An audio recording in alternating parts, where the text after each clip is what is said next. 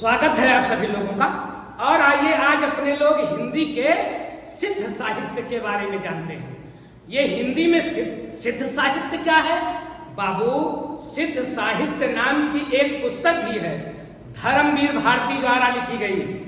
धर्मवीर भारती ने एक पुस्तक लिखी है जिसका नाम है सिद्ध साहित्य। लेकिन आज हम जिस सिद्ध साहित्य की चर्चा करने चल रहे हैं वो धर्मवीर भारती की पुस्तक नहीं है, बल्कि सिद्ध साहित्य। अगर आपसे पूछा जा रहा है कि ये सिद्ध साहित्य क्या है, तो आप एक लाइन में कैसे प्रभावित करेंगे? हिंदी साहित्य में सिद्ध साहित्य वो साहित्य है जो बौद्ध धर्म के वज्रयान से प्रेरित है। किससे प्रेरित है? वज्रयान। वज्रयान किस धर्म की शाखा है? बौद्ध धर्म। बौद्ध धर्म की शाखा वज्रयान। बौद्ध धर्म की शाखा वज्रयान। ये वज्रयान कौन सा यान है भैया? वज्र जैसा कठोर। ये शब्द लिया गया है हीरे से प्रेरित होकर के, डायमंड से प्रेरित होकर के। मतलब ये बौद्ध धर्म का वज्रयान हीरे जैसी मजबूती और हीरे जैसी चमक को अपने अंदर धारण करने के लिए प्रेरित है।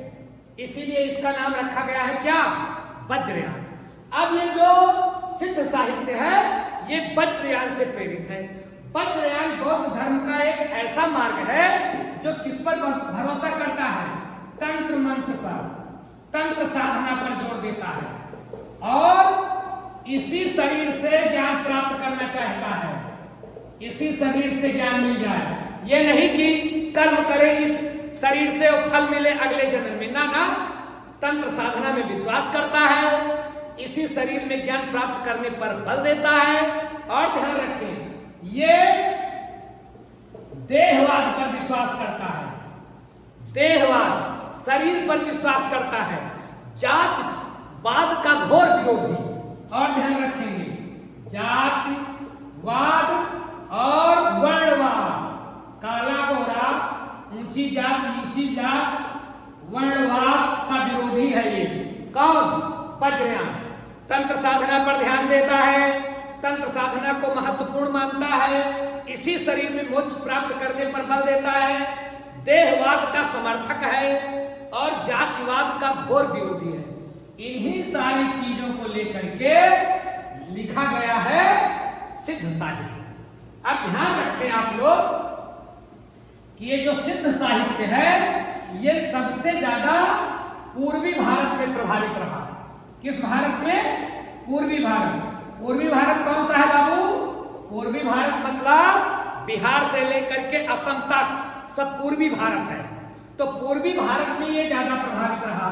कौन? सिद्ध साहित्य। और इस साहित्य के पहले कवि याद रखिएगा, सरहपा। याद है ना? सिद्ध साहित्य के पहले कवि, प्रथम कवि सरहपा। इनको सरहपा भी बोल देते हैं। सरहपा चाहे बोल दो और चाहे सरहप्पा। सिद्ध साहित्य के प्रथम कवि सरहप्पा। सिद्ध साहित्य के प्रथम कवि सरहपा। सिद्ध साहित्य के ही नहीं, इनको हिंदी साहित्य का भी प्रथम कवि माना जाता है।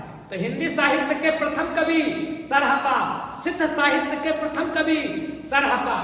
इतनी बात आप कंफर्म हो गए? अब एक बात और ध्यान रखें कि इस सिद्ध साहित्य को 84 विद्वानों ने मिलकर के सजाया। कितने विद्वानों ने? 84 विद्वानों ने, 84 कवियों ने मिलकर के सिद्ध साहित्य को बनाया, पुष्ट किया। उसमें नंबर 1 पर है सरहपा।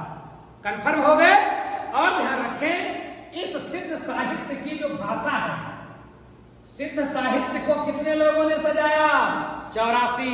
सिद्ध साहित्य याद रखिएगा, ये आ सकता है परीक्षा में।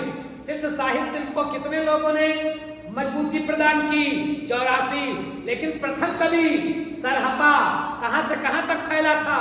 पूर्वी भारत, बिहार से लेकर असम तक। और ध्यान रखें कि सिद्ध साहित्य की भाषा कौन सी है, किस भाषा में इसके ग्रंथ लिखे गए, तो बाबू इसमें अपभ्रंश भाषा थी। मतलब अपभ्रंश मतलब समझते हो? अपभ्रंश मतलब विकृत, जो जैसा हो ऐसा ना रहे, उसको अपभ्रंश बोलते हैं। तो अपभ्रंश मतलब हुआ कि संस्कृत से थोड़ा हट करके, उससे विकृत होकर के उस भाषा में ये ग्रंथ रचे गए, और उस समय की ये जन भाषा भी कहलाती है। अगर आपसे पूछा जाए कि सिद्ध साहित्य किस भाषा में लिखा गया है, अपभ्रंश। सिद्ध साहित्य किस भाषा में लिखा गया है, जन भाषा। और एक बात ध्यान रखें कि इसका जो केंद्र था, सिद्ध साहित्य का केंद्र था नालंदा विद्यापीठ। नाम सुने हो? बिहार का बहुत महान विश्वविद्यालय नालंदा विद्यापीठ। नालंदा विद्यापीठ इसका केंद्र हुआ करता था। किसका? सिद्ध साहित्य का। और ध्यान रखें, सिद्ध साहित्य को कई श्रेणियों में आप बांट सकते हो।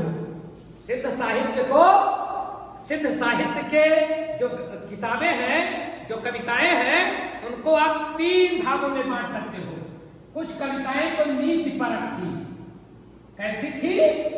नीति परक मतलब इसमें नीति के बारे में बताया गया है।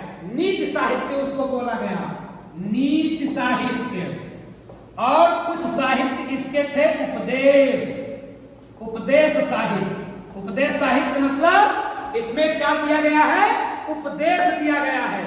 और कुछ साहित्य इसके थे साधना साहित्य, इसमें साधना पर बल दिया गया है, या इसको रहस्यवादी साहित्य भी बोलते हैं, रहस्यवादी साहित्य।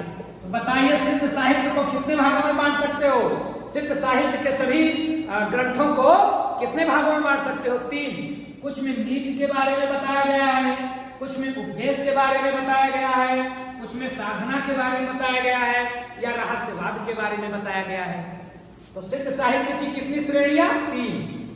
नीति साहित्य, उपदेश साहित्य, साधना साहित्य या रहस्यवाद साहित्य। कंफर्म हो गए? और देखिए सिद्ध साहित्य की क्या क्या विशेषता रही है।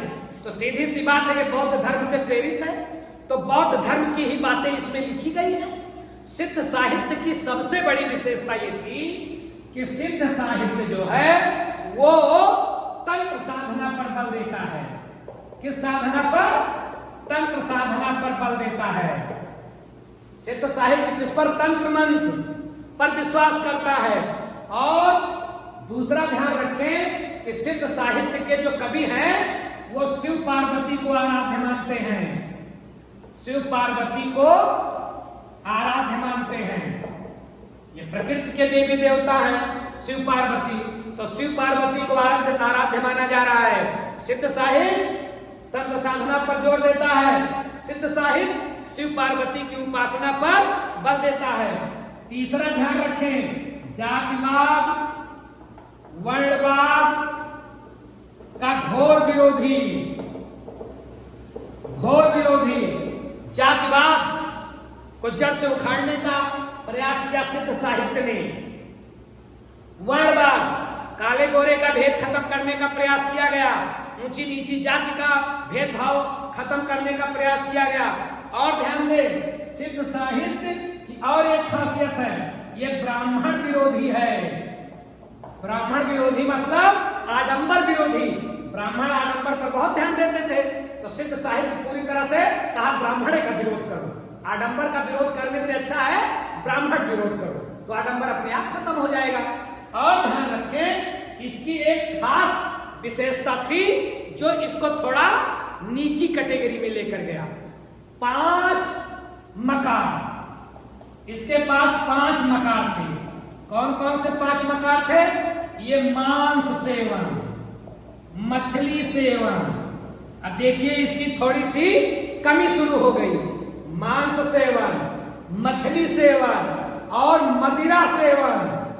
मदिरा, मुद्रा और मैथुन, याद रखिएगा ये 5 माह। इसी से थोड़ा इसकी किरकिरी हुई।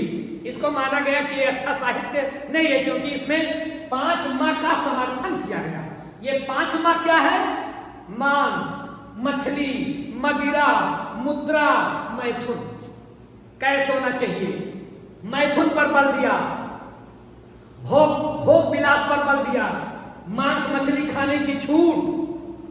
तो थोड़ा इससे यह साबित होता है कि इसमें नीति की मतलब थोड़ा उच्च गुणों की कमी थी, थोड़ा निम्नता थी इसमें। तो भैया यही है सिद्ध साहित्य, जिसमें इन सब बातों का ध्यान दिया गया। सिद्ध साहित्य किससे ओतप्रोत है? बौद्ध धर्म के वज्रयान से, बौद्ध धर्म के वज्रयान से। सिद्ध साहित्य का प्रथम कवि सरहपा और हिंदी साहित्य का भी प्रथम कवि सरहपा। कितने कवियों ने मिलकर के सिद्ध साहित्य को सजाया? 84। एक बात फिर से ध्यान से सुन लें कि सिद्ध साहित्य धर्मवीर भारती की एक प्रसिद्ध पुस्तक भी है, जिसमें इन सब के बारे में बताया गया।